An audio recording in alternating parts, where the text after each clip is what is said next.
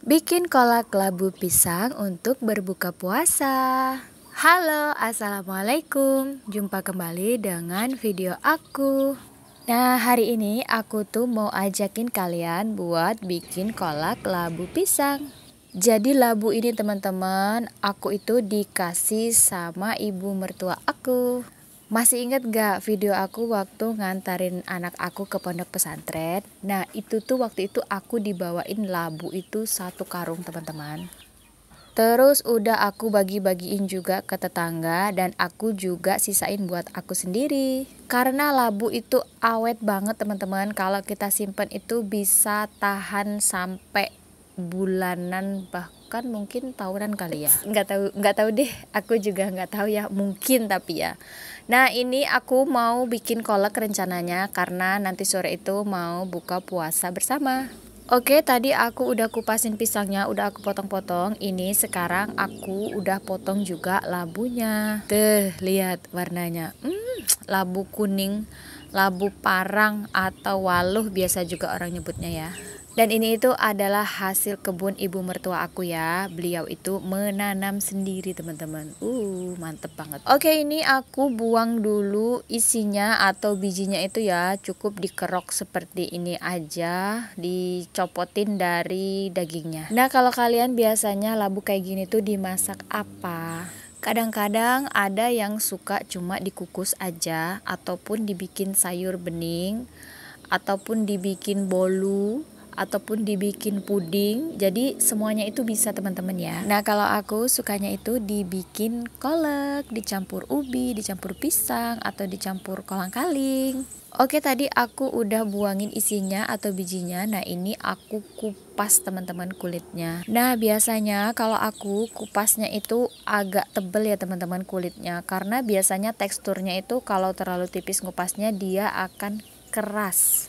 Oke, kupasnya udah selesai. Ini aku mau pilih-pilihin dulu bijinya biar nanti bisa aku tanam. Lumayan lah ya kalau pengen labu nggak harus ke rumah ibu mertua dulu.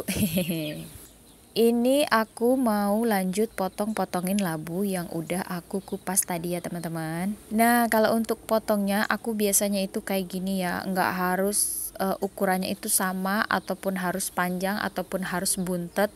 Sesuai selera aja. Kalau aku biasanya pengen cepet selesai aja gitu ya, jadi nggak usah harus bentuknya yang bagus-bagus karena nanti juga bakalan mau dimakan.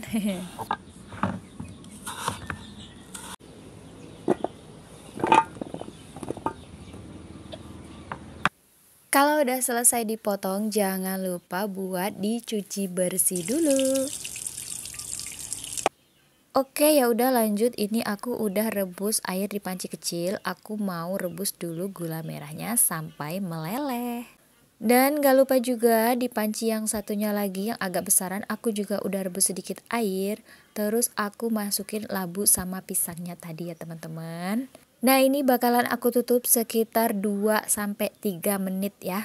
Kalau udah 2-3 menit, ini aku buka tutupnya, terus aku masukin perasan santan dari 1 butir kelapa. Nah, jadi kalau aku itu seperti itu ya teman-teman. Aku rebus dulu pakai air sedikit aja, terus aku masukin bahan-bahannya, aku tutup sebentar, baru nanti aku masukin santannya.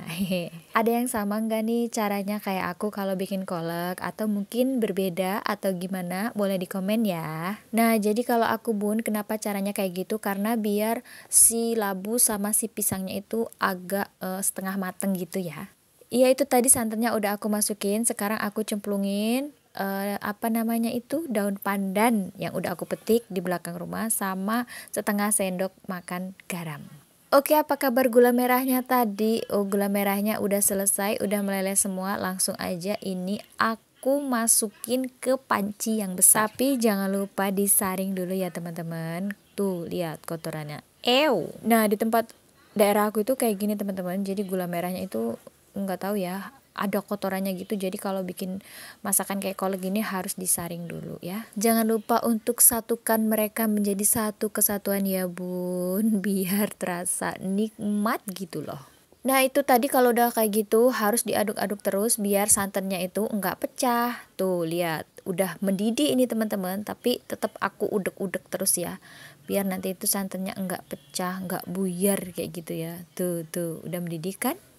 Oke ya udah teman-teman, udah lumayan juga aku ngaduk-ngaduknya. Ini aku udah matiin kompornya ya. Nah satu lagi ya teman-teman, nggak lupa biasanya juga aku itu kasih 1 bungkus vanili ke dalam kolak aku. Loh tadi kan udah dikasih daun pandan, kok masih dikasih vanili? Ya nggak apa-apa, pengen aja biar tambah wangi. Hehe.